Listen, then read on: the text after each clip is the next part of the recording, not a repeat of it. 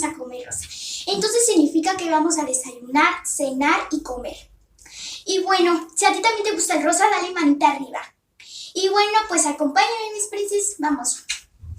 Amigos, esto es lo que pudimos encontrar. La verdad que yo hice tanto el esfuerzo de encontrar algo rosa. Y pues aquí ya completé para la comida, para el desayuno y la cena. Y bueno, vamos a desayunar algo rosa. Acompáñenme.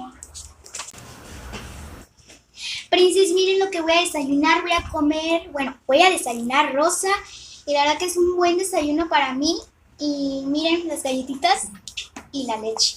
Es muy rosa, qué rico. Y sabe, ya lo probé y sabe muy rico.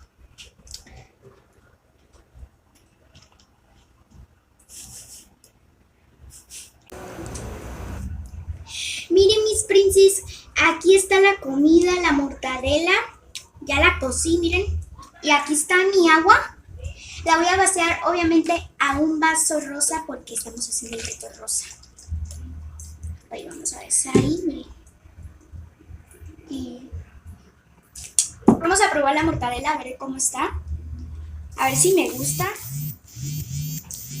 Está muy buena. Muy buena comida. Nos vemos en la cena, mis princes. Princes, miren, la cena lo que voy a cenar es un poquito de helado de fresa y flan de fresa. Muy rico, ya lo acabo de probar. ¡Uy, qué rico! Está muy rico. Ahí soy fanática del helado. Y el flan, vamos a probarlo.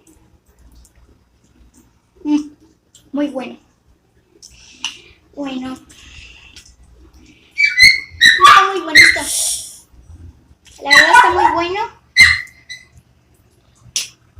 Si te ha gustado el video, no te olvides de darle manita arriba, suscríbete y comparte con todos tus amigos. Bueno, si quieres más videitos, los tienes que poner abajito.